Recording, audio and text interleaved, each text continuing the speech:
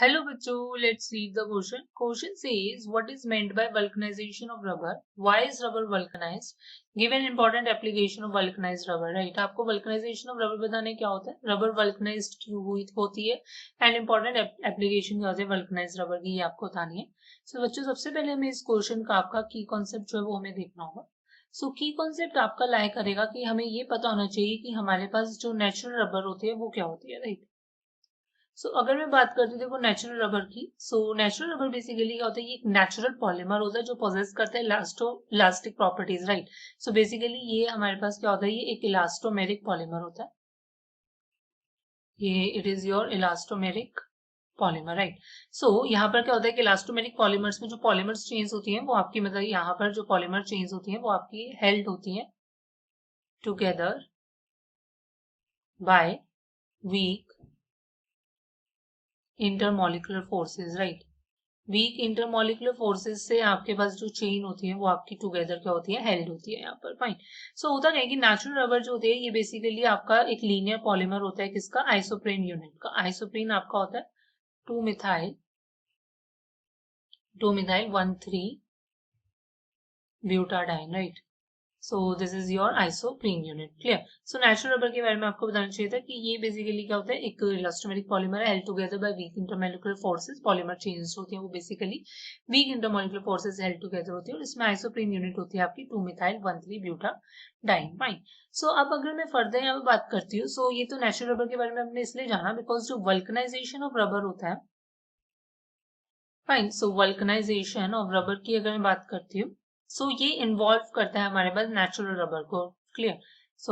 जैसे कि मैं बताती हूँ होता क्या है बेसिकली वल्कनाइजेशन ऑफ रबर की अगर मैं बात करती हूँ, ये क्या होता है, ये एक ऐसा प्रोसेस होता है दैट कंसिस्ट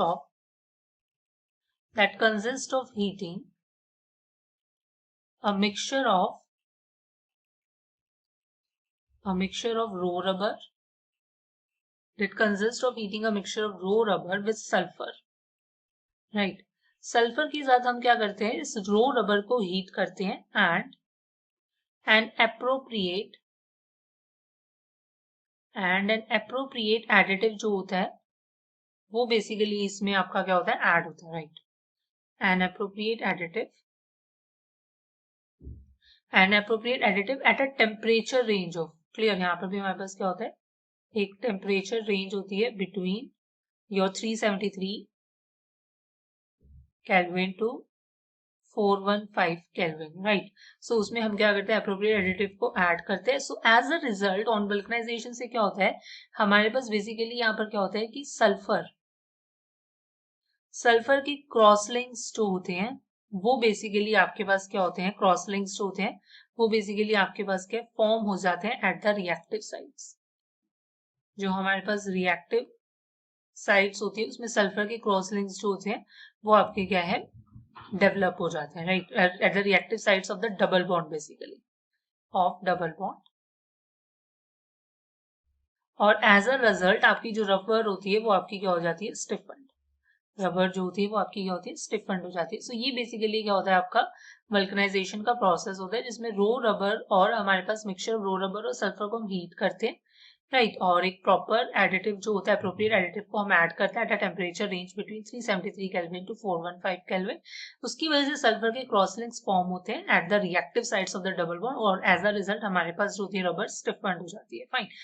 होता क्या है बेसिकली, देखो ये तो वल्कनाइजेशन ऑफ प्रोसेस का वल्कनाइजेशन ऑफ रबर का मतलब हुआ. अब बोला गया कि why is rubber vulcanised. Right? Rubber vulcanised क्यों होती है ये आपको बताना है. आपको समझना होगा कि हमारे पास जो हमारी नेचुरल रबर होती है, फाइन. होता क्या है बेसिकली, हमारे पास हमारी जो नेचुरल रबर होती है वो हमारे पास क्या है, इट बिकम्स, ये आपकी क्या है, सॉफ्ट हो जाती है एट हाई टेम्परेचर. सॉफ्ट हो जाती है आपके high temperature of greater than 335 kelvin. Clear? और ये आपकी क्या है, ब्रिटल हो जाती है at low temperature that is of less than 283 kelvin. और ये हमारे पास क्या है, आपकी शो भी करती है high water absorption capacity. High water absorption capacity भी शो करती है. फर्दर क्या होती है कि ये आपकी क्या होती है, सॉल्युबल होती है, in non polar solvents. Non polar solvents में ये बेसिकली आपकी क्या होती है, सॉल्युबल होती है, एंड इनकी नॉन रेजिस्टेंट भी होती है to attack by oxidising agents, right. ये आपकी क्या होती है, नॉन रेजिस्टेंट होती है by attack by oxidising agents, right. So इन प्रॉपर्टीज को इंप्रूव करने के लिए प्रोसेस ऑफ वल्कनाइजेशन जो होता है वो कैरिड आउट होता है, राइट। क्लियर। अब बोला गया कि आपको इंपॉर्टेंट एप्लीकेशन जो है वल्कनाइज्ड रबर की बतानी है। सो एप्लीकेशन की अगर मैं बात करती हूँ, सो एप्लीकेशन में अब यही कहोगे कि जो हमारे पास वल्कनाइज्ड रबर होती है वो बेसिकली आपके पास क्या है, in the manufacture of tyre rubber में यूज होती है, जिसमें हमारे पास क्या होता है, 5% आपका जो सल्फर होता है वो आपका यूज होता है as a cross linking agent, right.